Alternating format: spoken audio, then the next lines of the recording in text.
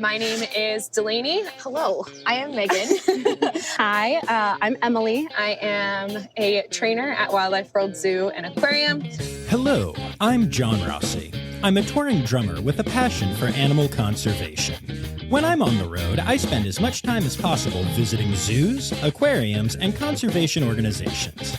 Now, I want to share those places with you. I'll be talking to keepers, vets, conservationists, anyone who can help me in my mission of connecting my people to animals through their people. Join me on my Rossifari. Hi, hello, how are you? Welcome back to a very special episode of the Rossifari podcast. Y'all, I have a couple episodes that I recorded before this that I'm skipping ahead to bring this one out now, because if you have been looking at my socials at all in the last week, then you know that I spent a very special week in Phoenix working at Wildlife World Zoo, Aquarium, and Safari Park. They got all the things there, specifically working with the sea lion team. And it was something that we referred to as my Minternship, because we were basically trying to condense a 4-month internship into a week. And spoiler alert, that was not a full possibility. But what it was magical. The team at Wildlife World welcomed me in with open arms and really gave me an incredible opportunity to be hands-on with every aspect of what happens with the sea lion team there. And that includes being involved in training and working behaviors on my own and being in the powwows where they discussed strategies for training and ideas. And all of my suggestions were treated just like everyone else's. I know that might sound silly, but I guess my point is that from minute one, they just accepted me as part of the team in a truly beautiful way. As a matter of fact, when I say from minute one, I mean that quite literally. So I got to the zoo the first day, and Delaney, who you will hear in this episode, was running things at the moment. And basically, Delaney, who I already knew through social media, but we had never met in person, basically said, "Hi," and then introduced me to everybody on the team. And then, I don't know, it was probably a couple minutes later, but it felt like 30 seconds later, I was sorting fish for the sea lions, because that's already something I do when I volunteer at Aquarium of Niagara, so I know how to do it. So they just showed me, how their setup works, and then they let me do the thing. And I was literally doing work a couple minutes after I arrived. It was real. There was no preamble. There was no we have to show John a good time and pretend that we don't do hard work thing. I was elbow deep in dead restaurant quality fish. And, that's what I wanted it to be. But I also did get to do a lot of cool stuff. I was quickly pulled away from sorting fish to go and do a capybara encounter, since one of those was scheduled. And yes, there are capybaras on the team. And so it was kind of bouncing between all of these different things for the whole week. And it was truly magical. It was truly one of the most fun experiences I have ever had the pleasure of going through with anything on this podcast. And y'all know I have a good time when I do stuff for the podcast. But yeah, the week was phenomenal.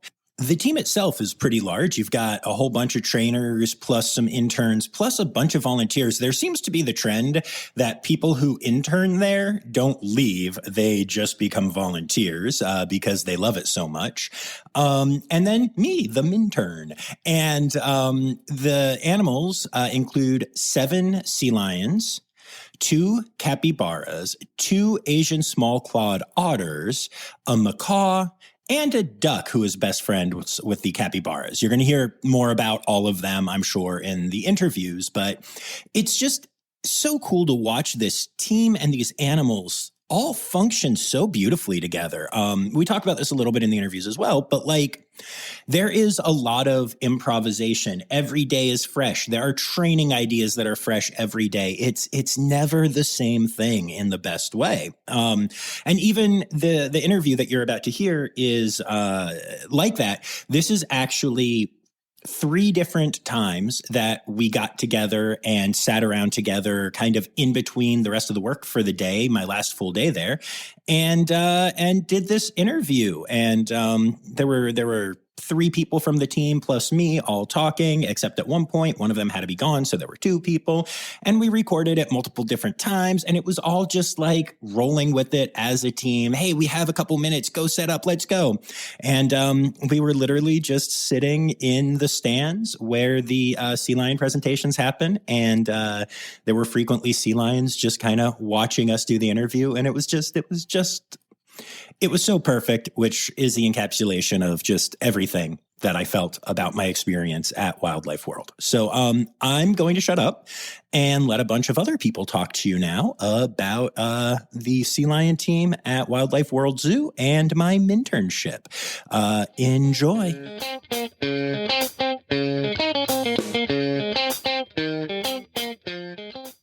I've been here for about 1.5 years. I started as an intern. I was an intern for about 1 year before I got hired on. And yeah, I worked at the Arizona Humane Society before I got hired on here. I was an adoption specialist. So this is kind of my first real job in the field, but it's been a lot of fun. Yeah. Very cool. And who else is saying hi? Because I'm hearing someone else saying hi. Who is that? That is Paris. Paris, she saw us. She looked at us too. That is one of our moms. She's 13 years old, and she's the mom to Sunny, Makara, and Cleo. Cleo being the newest addition, about 1.5 years old. Yeah. She's fun. She likes to be the star of the show. I got to spend some time doing some stuff with Paris, and it was a lot of fun. Yes, so, she is. We like to call her our perfect sea lion because she really is. That is perfect. Fair. That is fair. Go ahead. Hello, I am Megan. I am a trainer here at Wildlife World Zoo and Aquarium. I've been here for almost 1 year now.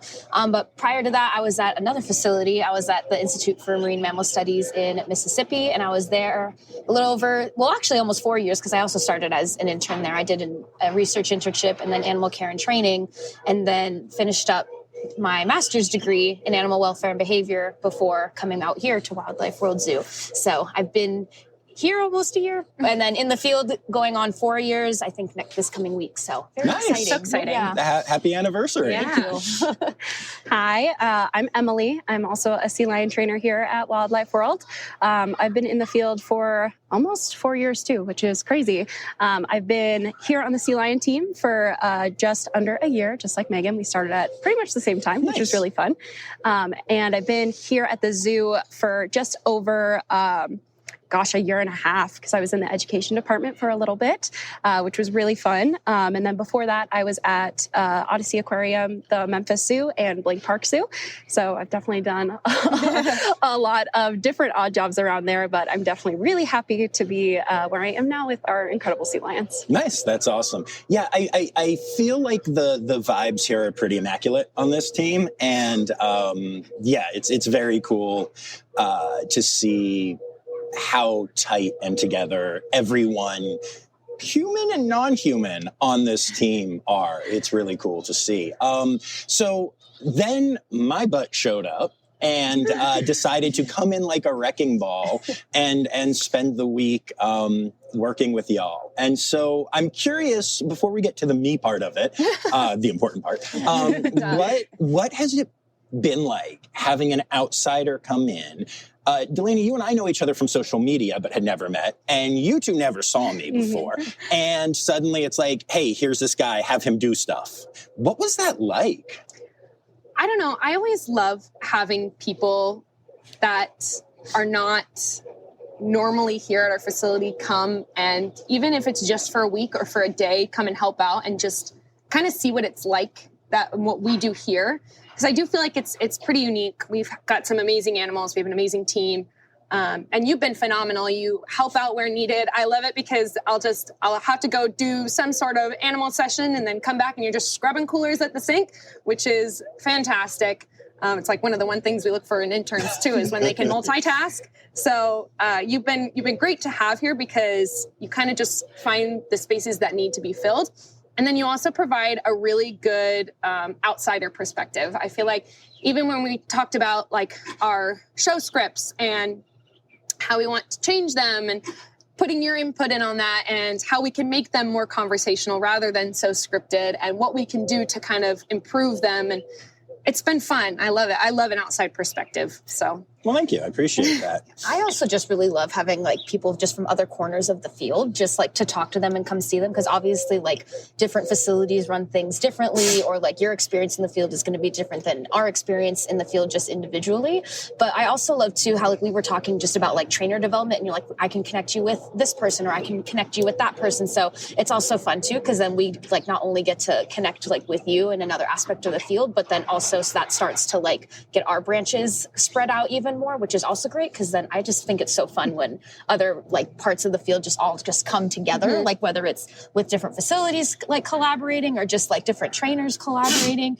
I think there's always something that we can learn from each other as well. Like I remember we were doing sessions with Skipper. For those of you who don't know, Skipper is our rowan duck that we have, not those flying over. That was perfect timing. That was well done. But it was so fun to kind of have you come in and watch one of our training sessions with him and just kind of providing like an extra like, hey, like I was watching and I had this thought. So it's always nice to just kind of have like another set of eyeballs that like hasn't seen like the training going on to be like, maybe what if we tried this? Or like, what if you tried that? So like, and we're always open to new ideas too. Yeah. So it's always fun to kind of just hear that. I also love it too, because we teach each other things. Like towards the beginning of the week, you watched one of us do our sea lion encounter, and I brought up what jugging was and what sea lions do.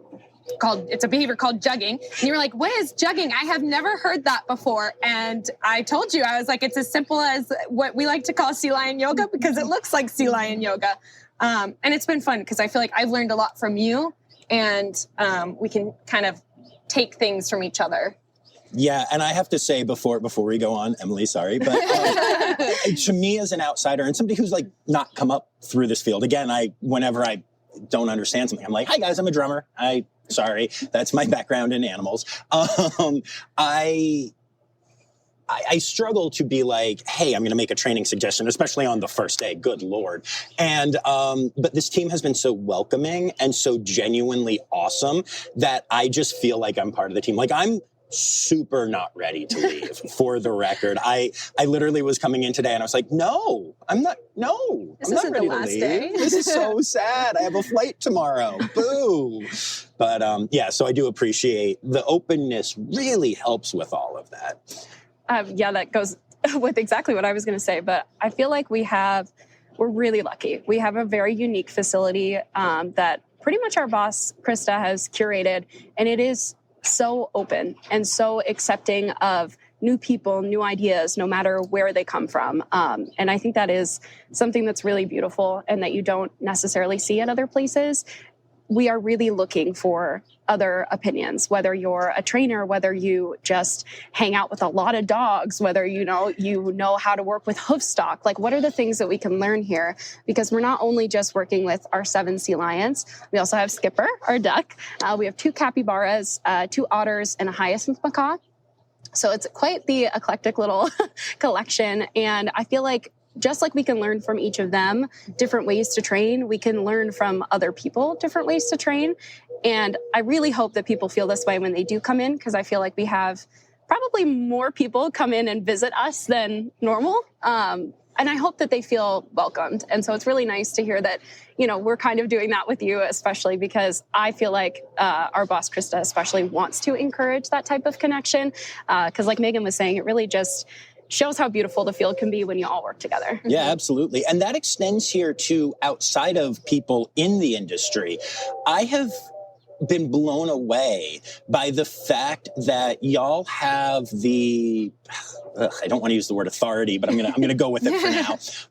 The privilege, we'll call it the privilege of making choices in the moment with guests. And to give an example, yesterday, it was somebody's first birthday, or 2 days ago when I was here last, it was somebody's first birthday.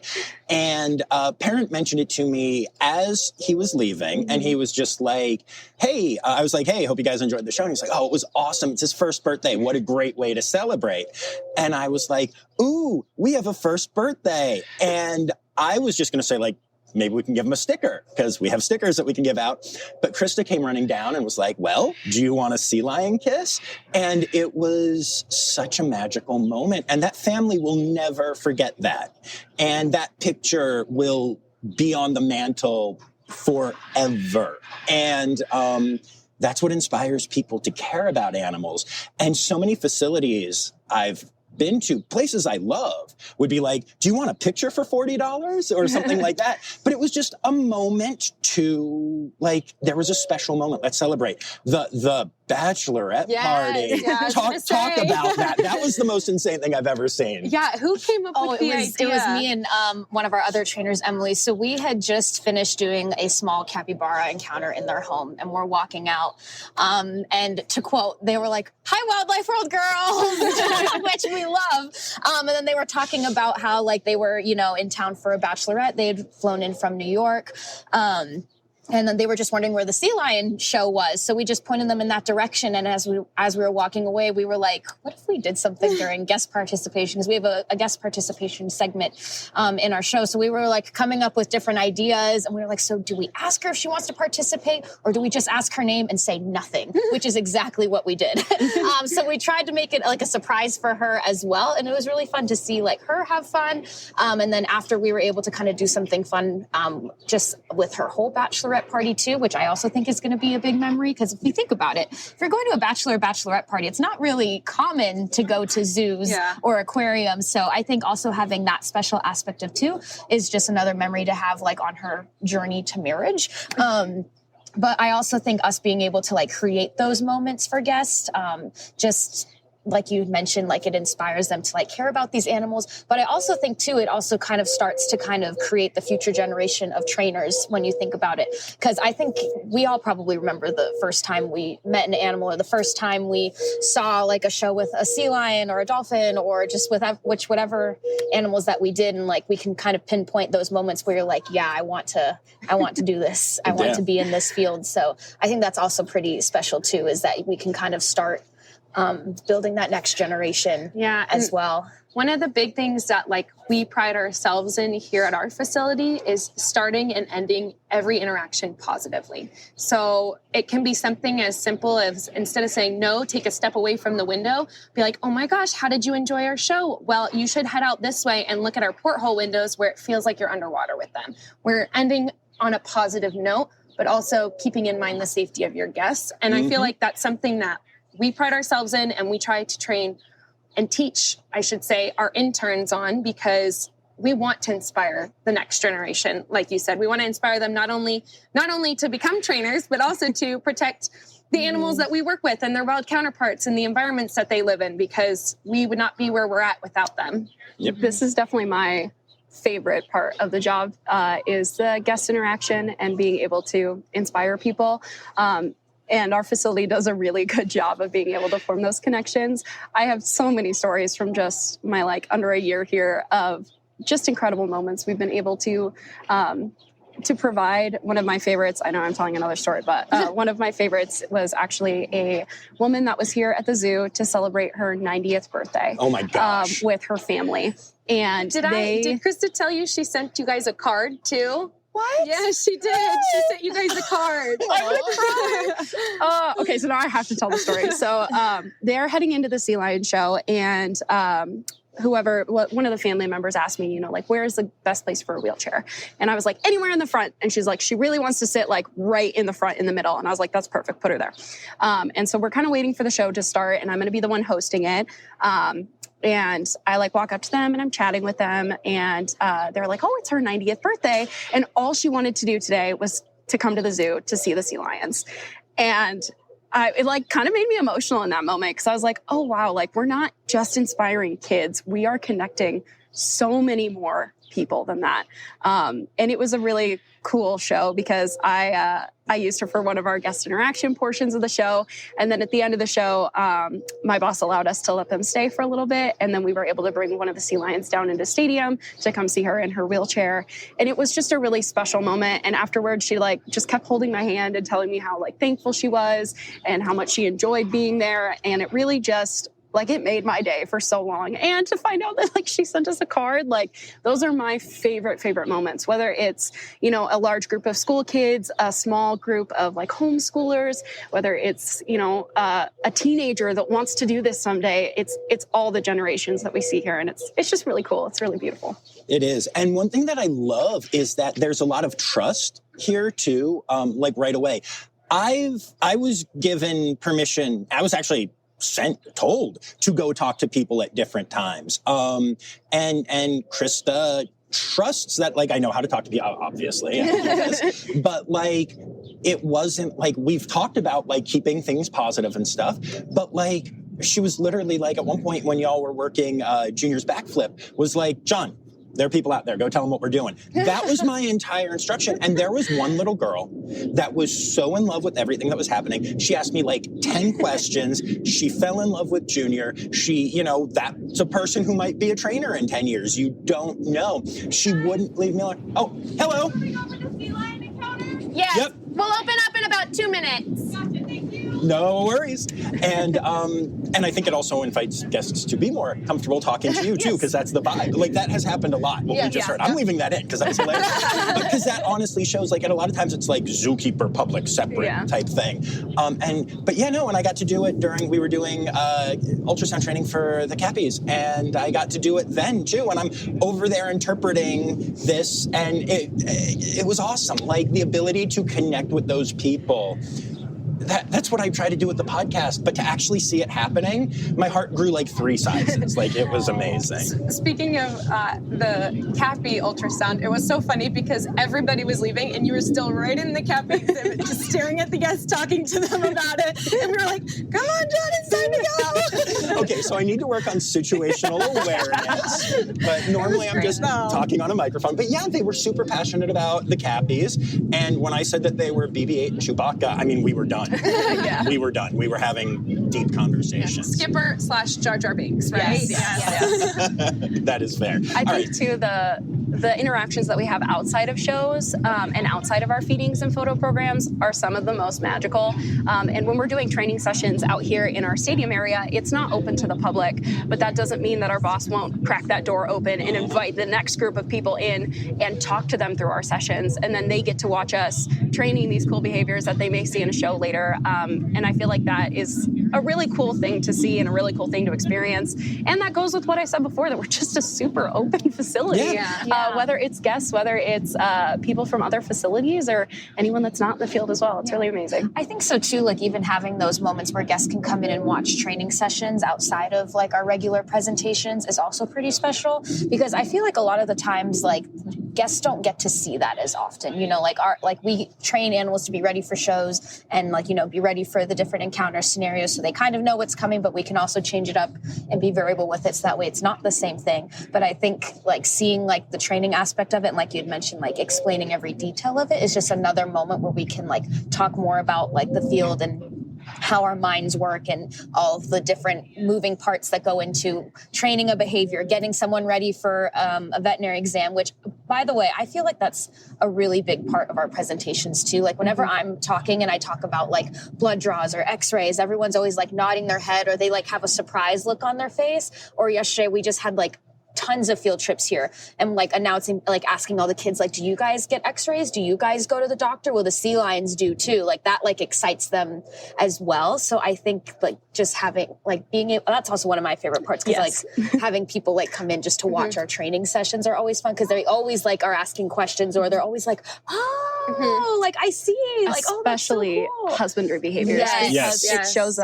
It shows them how much we put into caring for these animals. Yeah. It's not just the presentation or show behaviors. It's it's their healthcare. Mhm. And I love it too, because I feel like it builds those connections to the individual animal, and then it inspires them to want to protect them and their wild counterparts, because we can do something and be flexible in regards to just opening that gate and letting guests come in and watch, and then it builds that connection to that specific animal. I know there was that one time, I don't think I was here for it, but one of you guys was saying that you were out here eating lunch, and all of a sudden a kid comes over and he goes, "Junior, I love Junior." Yes, I remember that. He just poked his head through the gate and was just like exactly what you said. He did that at least like 2 or 3 times. I think I yelled back like, "I love Junior too!" And then what's cool about that is, didn't you guys have Junior do the presentation? Yeah, we changed our plans just for that.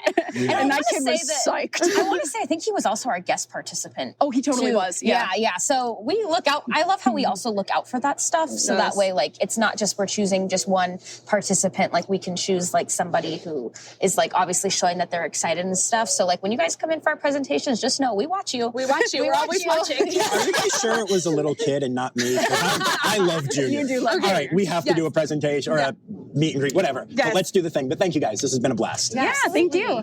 And then we ran off to do a sea lion encounter, but then we were able to reconvene a little later and chat some more. All right. So, no, that's right. Okay, cool. Sorry. Good. So we just finished doing an encounter, and a bird pooped on my computer while we were setting up to do this again. So bonus poop story. Poop story. And so, so I actually wanted to talk about what just happened at the end of the encounter. And we'll talk about how the team kind of adapts through that. So the way the stadium is set up is for the encounters, they come in through the gate where people will come in for the presentation. And that means they have to leave through that gate because that's how doors work. And as we were letting them out, we have Paris is out right now, and Paris is gorgeous. And we had some people that were hanging out looking through the glass, and they were a little enthusiastic, and they decided to come into the stadium. And at first it was a child and then an adult woman who wanted to get some pictures, and that's fine and that's cool. And what I thought was interesting was as the kid came in, we instantly split up. I went to talk to the kid and get him kind of away, but you cut behind me, Delaney, and talk about what you were doing in that moment. Well, so I guess we should start by like talking about how when we opened the gate, I noticed that there were a bunch of people at the window, and instead of just, closing the gate, slamming it in their faces, right. I asked Paris if she'd come over to the window and asked a few behaviors with her, and then kind of, talk about Paris a little bit. I also noticed that the adult had walked in at that point and was starting to put her hands over the acrylic windows that we have inside of our stadium area. So my mind was like, well, safety, let's keep Paris over here, do some fun behaviors with her, and then kind of go from there. And then hopefully the lady will kind of get the hint and, leave the stadium. She didn't. And then that's when the little boy walked in. So you went and started talking to the little boy, and I asked Paris to come all the way to the far side and kind of hang out on the rock. And the lady just kept walking straight towards Paris. So we just kind of sat there for a minute. And we told her that we were going to open up around 11:20 for our sea lion presentation. And she was like, I just wanted to get a photo of her. And I loved it because you said, yeah, I have a bazillion photos just of sea lions. So I get it. Yep, absolutely. It was using the behavior and the relationship in an improvisational way to, in this case, ensure security. And also, again, talking about how I already feel like I'm part of the team, having been given the privilege of talking to guests directly and stuff, I knew that I could step in and talk to those people. And then I watched you cut behind me and do the behavior thing. And I was like, we are so in sync right now. This is amazing. And you don't see that at all the facilities. And I have goosebumps talking about it because I don't get to do this stuff all the time. That was such a cool moment. But it also comes to a bigger topic, which is that y'all train resiliency and y'all are encouraged to improvise as trainers and during presentations. And can you talk about that and why that's important and how y'all do that? I think, to start, it's important to point out that you can have a plan for a training session. Yes. You can have a plan for a show, and in 2 seconds, that plan goes down the drain. So I think just kind of being ready to kind of adapt to that, like especially when you're presenting too. There are times when we'll notice that, hey, like maybe an animal does not want to do this behavior, or maybe they don't want to be in stadium. So instead of like not saying anything and just having them like wonder or start to think about what, or try to guess, I should say, what might be happening, just saying like, hey, like this is a perfect example of this sea lion showing like, hey, I don't want to be in the stadium right now. So what we can do is we can either ask again, but if they still don't want to, like we're not going to force them to come down here. So I think it's like finding those moments to like also kind of adapt to kind of talk more about the training process. I also love it too, kind of going back towards resilience, is our sea lions are used to just about everything. I feel like we have worked so hard that the wind could be blowing in a different way and our sea lions would have absolutely no problem with it. I feel like you can tell guests so many times what to do and what not to do and what the rules are, but a lot of the times there are guests who just want to see the sea lions and don't really care about the rules that you have in place. And so it is super duper important that you train that resilience in your animals so that they will be used to any scenario that is thrown at them. Of course, we are there for safety if anything were to happen, but our sea lions are fantastic. And I think it's really important to note too that we always go at our animal's pace. So the minute one of our animals seems uncomfortable, they will no longer be put in that situation. Right. We do a really good job of reading their body language and working with them to make sure that they're never in a situation that they don't feel safe in. We give them a lot of choice and control. They're totally allowed to leave us. It's okay. That's fine. You know, you do your own thing. We'll try again later. Or we'll do a different session that you are more comfortable in and try to work through that. And I think because we give our animals a lot of choice and control, they tend to trust us, you know? And that I think is what is the basis of our kind of resilience training as so it is. I mean, like we don't really call it, I guess occasionally we do have the joke of it's resilience training, but we don't really think of it that way because it's a lot of just conditioning your animal to be comfortable in any environment, knowing that you are there and looking out for their best intentions and you're looking out for them and really being able to read exactly what they need in those moments. So I think it's a very delicate balance, but I think we do it well. And we definitely love to get weird. I feel like that's one of my favorite things. We'll go into a show and be like, okay, your challenge is to not ask any behaviors and just get weird with it. Yes. And it is so much fun. Those are like the most enjoyable moments for me because I'm a little wacky. I like to get weird. I like to improv. That's my favorite thing. The amount of times I've seen you out of breath because you're like, I'm just rocking the world. I'm running. I also will say I do a lot of like tripping and falling, and that's totally okay. That is resilience training for the trainer. Yes, we just got our decking re-epoxy, and I feel like we've all just ate it. Yeah. We're still not used to it. Still 100% animal safety, maybe 50% human safety when it comes to the trainers. Just because we are willing to, you know, make those mistakes too. And I feel like that's something really cool about our facility too, is none of us are afraid to fail, whether that's our animals or the people. And we try to teach, especially with some of our younger sea lions, it is okay to fail. Even if you don't, you know, get it on the first try, the second try, if you're frustrated, hey, you know what, you had really good attitude this whole time. So you're going to get your cooler. Like that's not your problem. Usually when an animal fails, it's a trainer issue. You know, we're doing something that isn't quite what they need in that moment.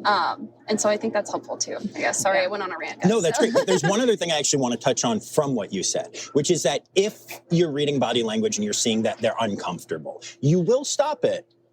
But then you will powwow with the entire team and talk through it and figure out either your best take. Again, we don't know what they're doing. We don't speak sea lion. They don't speak human.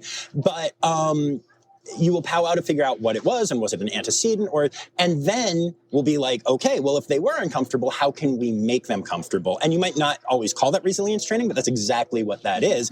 And I've watched that happen here. Oh, we saw a weird thing today. Let's talk about it. What can we do? And that's really cool, you know, and it goes back to the teamwork thing again. I feel like our team has really good communication with one another. And I mean, I feel like they read my mind and I read their minds, and it really does help a lot. in running this department. I feel like Krista too has just phenomenal communication with everybody and what's working and what's not working and how can we fix it, or how can we make it better. I just like too that it's like the moment, like, let's fix it right away. Like, let's not have it like snowball into something that's going to be harder to fix later, or start to make like maybe like a certain situation or a certain behavior like aversive, like trying to like build back up that confidence in that moment, or build back up that scenario so that way they are comfortable and then they can continue to kind of succeed in everything that they do. And I really like that about our training, that we always try to find the last point that they were successful at, and then to build that confidence back up. Because I think a lot of times, like, especially when like we're training new behaviors, like I've definitely noticed like we can get like to a really further point and then the animal takes a step back, and then it's like going back to that step that they were confident in. And then in that session, Paris really wants to recycle. In that session, like building it back up to where like that last point that we did have it was. And like that's true, like not even just the new behavior training. Sorry, we have airplanes going over us. Not even working close to Luke Air Force Base. Yes. At least they're not going to poop on my computer. Exactly. But yeah, not just using that in scenarios when you're doing new behaviors, but like even if it's like trying to, get back into a part of a program and like building that back up, or like the lower energy parts of a show and like building that back up maybe, or whichever it is too. One of the like recent conversations we've had a lot too, even with our interns and volunteers, is trying to anticipate each other's needs. And I think we even do a little bit of that with our animals as well. So we were just talking about the little 1-year-old that got a kiss from one of our sea lions. That was really fun. And I was the control trainer on that one. And I'm still learning how we do our like photo setups and our meet and greets with being fairly new to the team. And so Krista was like, oh, we're going to have you set this up. And while I was doing it, Andy was so confident. She was doing so well. That's the sea lion. Sorry, Andy is the sea lion. She was doing super great in the behavior, was holding really well as this little kid was kind of, being a little bit weird. But I was noticing in that I could have set her up better.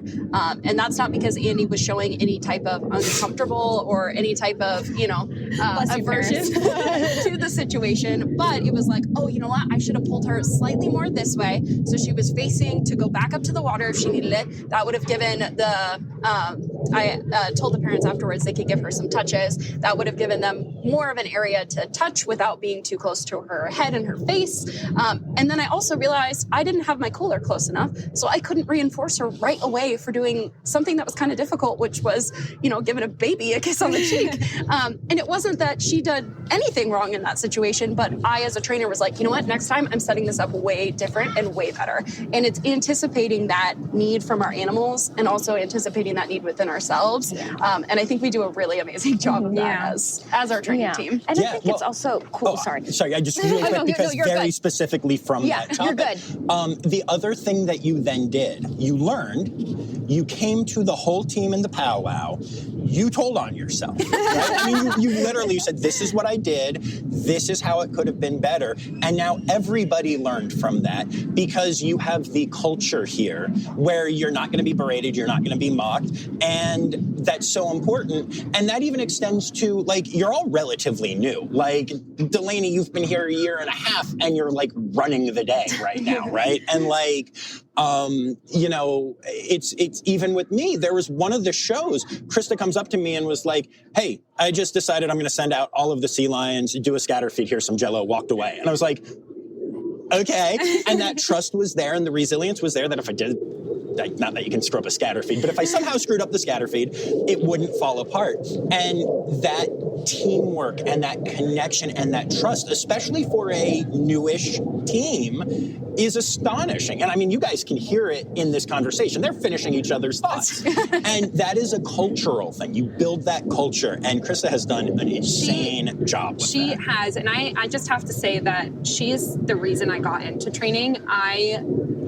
Before I was an intern here, I really wanted to do marine mammal rehabilitation, and I was going to school at ASU. I was doing my degree in conservation biology, and before I interned here, that was kind of the goal. And then I became an intern here, and just the way Krista talks about not only training animals, but guest interaction and training interns and the communication she has with everybody, it just really, it was like, this is what I want to do.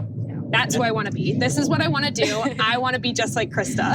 It sounds like so sappy, but like this position here has completely reignited my love for the field. I started interning and volunteering when I was 18 and did it through college. Right outside of college, it was COVID, so it's hard to get a job. And I kind of bounced from facility to facility because I couldn't find quite the right fit for me. And I was kind of working with a bunch of different animals, but I knew I wanted to work with marine mammals. And I ended up leaving the field for a little bit because I didn't know if I was going to find a facility that I loved. And one of my old mentors told me to come here and try it out in education. And I loved education and was starting to get that feeling back of like, oh, this is what I want to do. And then it was kind of a weird situation, but I got pulled over to sea lions, which was really fun. It was a very like last minute, like really kind of fun experience, but I knew that this is where I wanted to be anyway in the long run. And it's really just reignited this whole thing for me of like, yes, this is exactly what I want to do. This is what I've been trying to find. This is my home. Mm-hmm. And I feel that way so strongly, even after not even being here a year. No. Like, I love this team. I love these animals. This facility is so special in so many different ways. And it took a long time to find that. That is great. And I just hope that if other people feel discouraged, they won't give up. Yeah. Because my life would be so different if I did. Yeah. And I am so happy to be here. That's awesome. I will tell you, I mean, obviously I have connections at one or two facilities. And when I was here 2 years ago, Krista and I talked about doing this Minternship that I'm doing. And I know I could do this elsewhere, but Krista inspired me so much in the few interactions that I had in the 2 days that I was just here for like an hour with the team each day, that I waited. And it took me 2 years to get back to Phoenix. I've been playing here every like 6 months to a year until this opportunity came up. And then it took 2 years to get back. But it was worth waiting for me because I wanted it to be the best. And it has been. It paid off. And That's I'm what we like, like to hear. yeah, no, and that's really cool having access to as many places as I do. Just this place is really special. This team is really special. I know I keep saying it, but like we are very, very lucky. Yeah. We have a phenomenal team.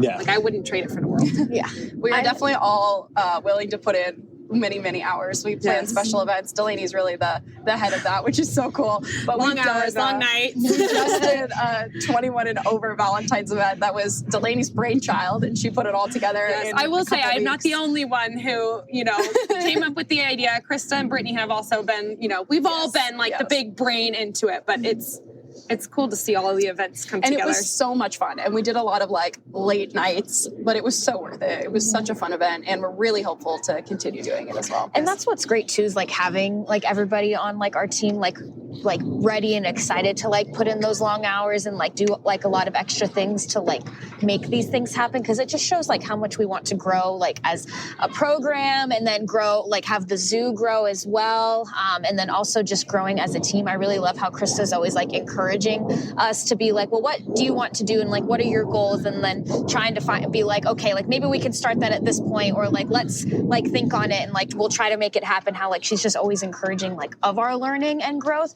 and it's really just cool too to see like all of us as team members come together to like help each other like have that growth, whether it be individually or just in those scenarios when we are doing like those larger events too, and like I said, like it's always really cool just to have it grow like the zoo as well, because yes, our department is really cool and like we do like a lot of interactions with the public, but like the rest of the zoo is awesome, and you can still learn a lot just from like not like when you're like outside of like the sea lion and aquarium area and see all these other awesome animals like the giraffes and the rhinos and like the lions and the tigers and the bears and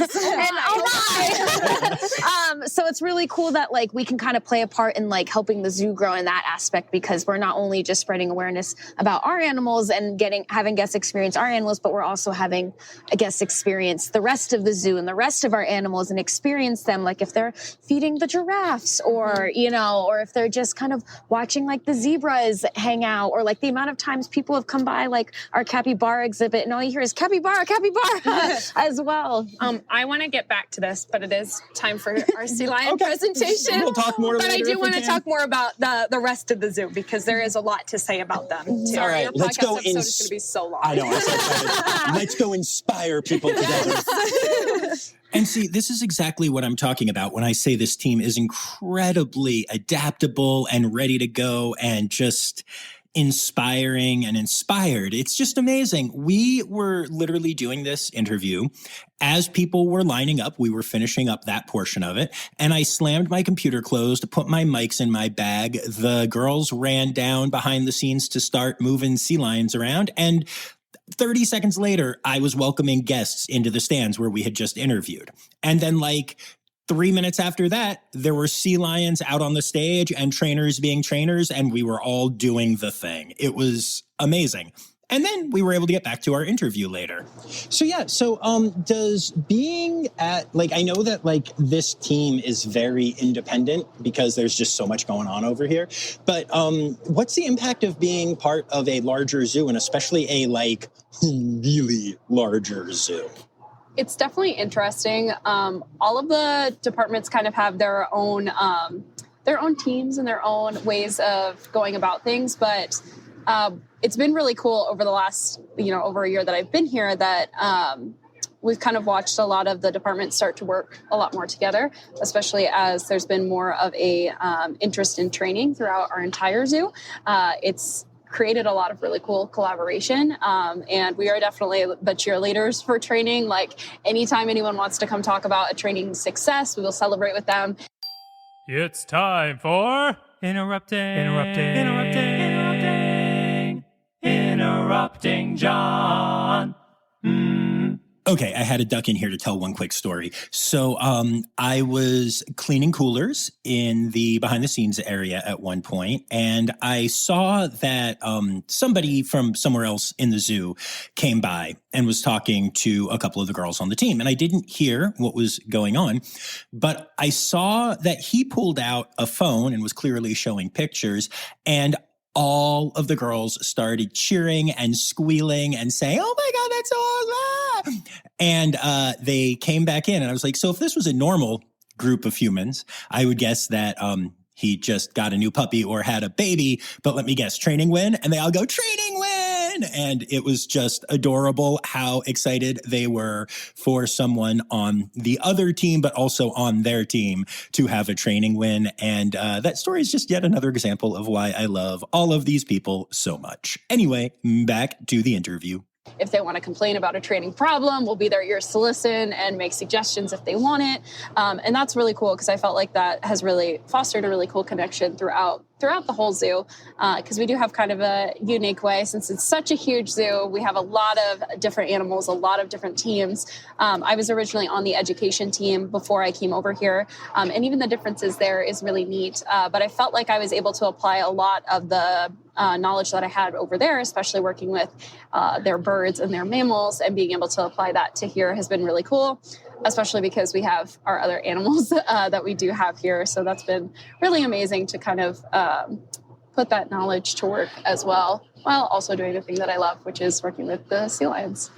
And it's also impacted who you have on your team, right? Mm-hmm. And I don't mean people, but some of the animals that are now part of this group came from the zoo. And like want to go through Chewy's story quick? Yeah.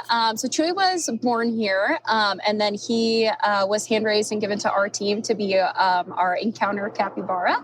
And he is awesome. We've kind of grown with him. Delaney can maybe speak on it more later, but she really helped build his encounters program.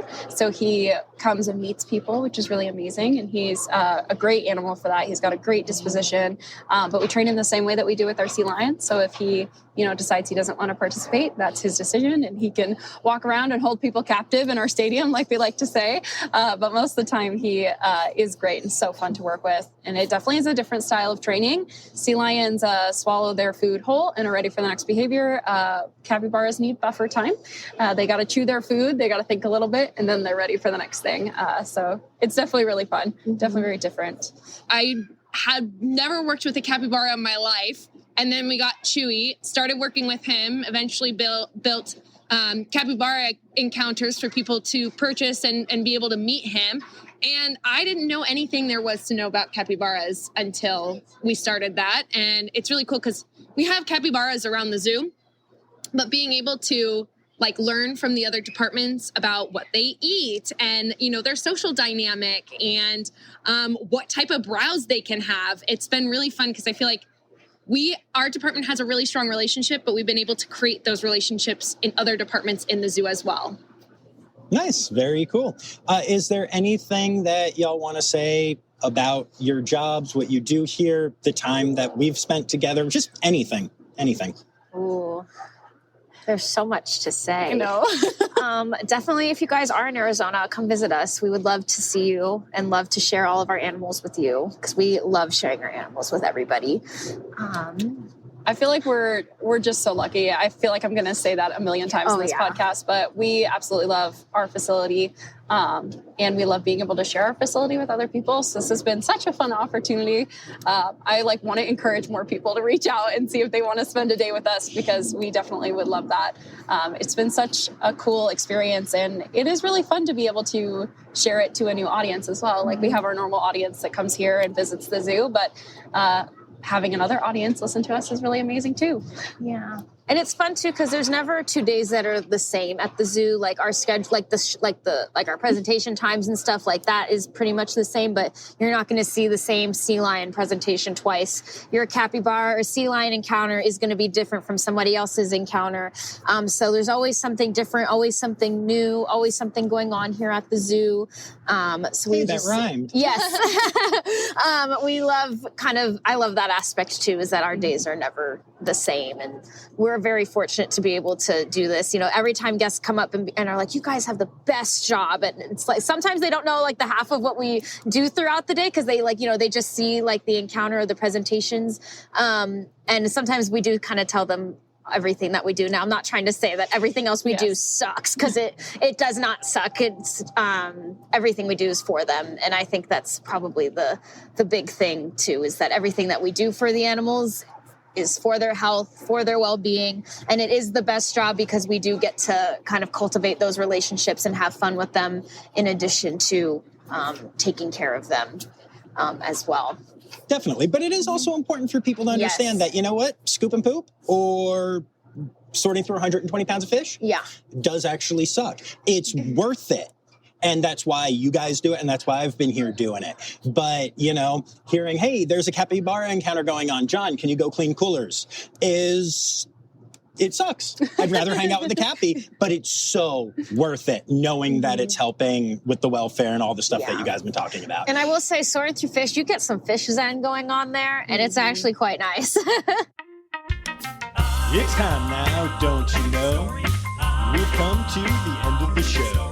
But there's one tale left to go. You're gonna laugh and say, oh no. It's time for the Rossifari poop story. I was trying to decide between two, one that's probably more gross and one that's just kind of funny. The more gross one is when I was working with Gallo, one of our owls in education. Yes, his name is Galilei Owl. Very cute. Yes. I had him on the glove and I was feeding him with tongs.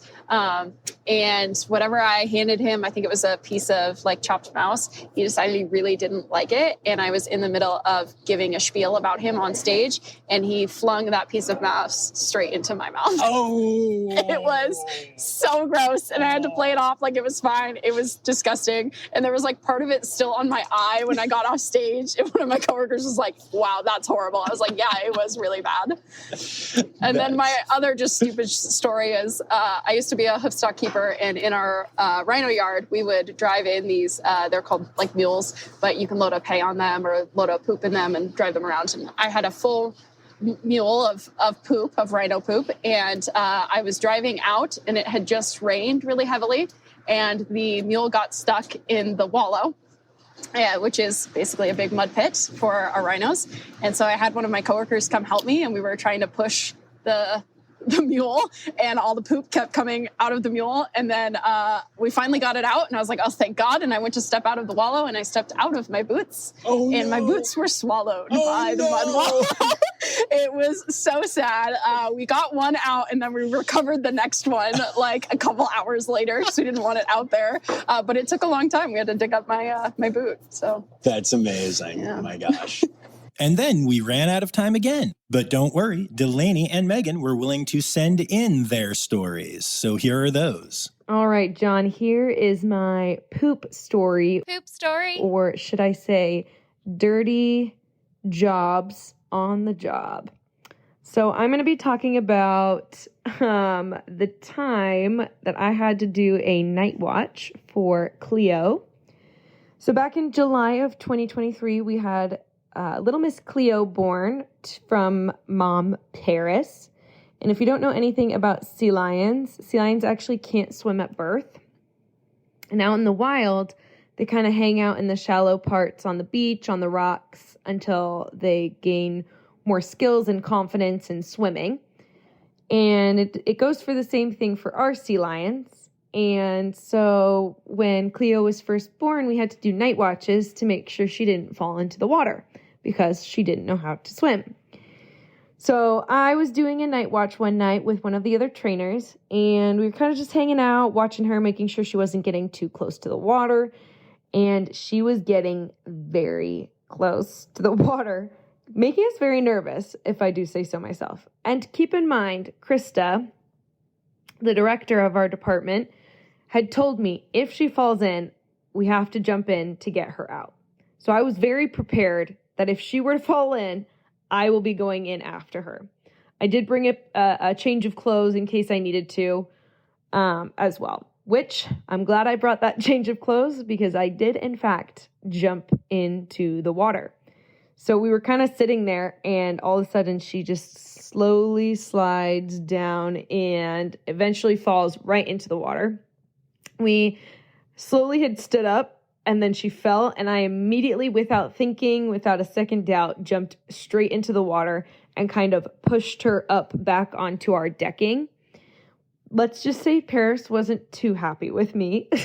She vocalized at me a few times, but didn't jump in the water or anything, and kind of just was, I feel like she might have been happy I saved her baby, but who knows? I have no idea what was going on in Paris's head. But eventually I was able to swim back and exit the water, but I was drenched. But yes, that is my dirty job. I was wet, and then I'm glad I brought my change of clothes because I was able to change into that and not sit in wet clothes for the rest of the night, which would have sucked. So one summer I was doing a in-water program with one of the dolphins that I worked with. It was just a shallow water program.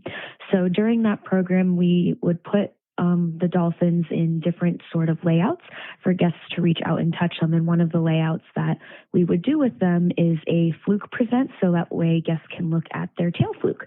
And these dolphins knew how to do their fluke present with their bellies facing upward, and then we could roll them over so that way their backs would be facing upward.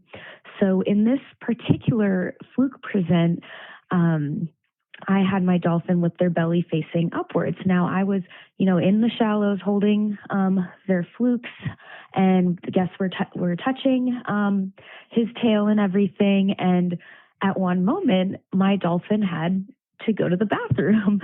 So it took me a second to realize it, and it took my guests kind of stepping back and having like a shocked look on their face before I felt the golden shower that was coming upon me. And it was really funny how long it took me to really realize it. And then after that, I kind of just turned him around. We I bridged him for being in his fluke present and kind of walked him out to the deep end a little bit so he could turn around and come back.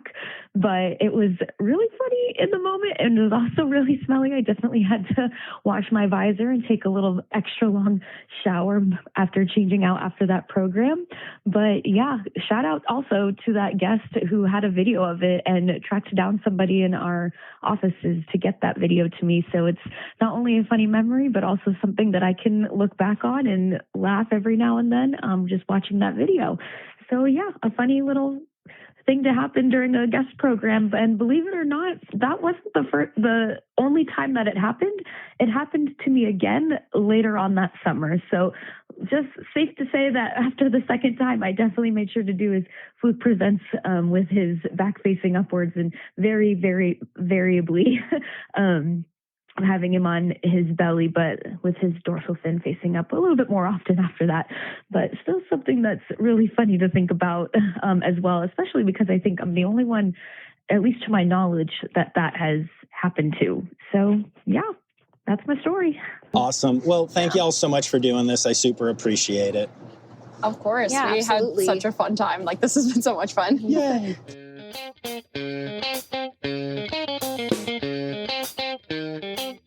So yeah, that was just a little glimpse into my time at Wildlife World Zoo. But honestly, there's so much more that I could say. I just, I don't think I can do it without just continuing to rant and rave about how amazing all of the people and animals are, though.